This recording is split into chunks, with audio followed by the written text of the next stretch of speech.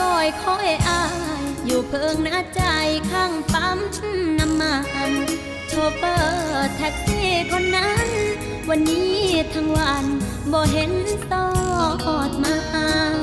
อายเคยมาสั่งพวงนมยางลวกพันแค่นาก้อยคมให้อายแน่ลาผมตายมา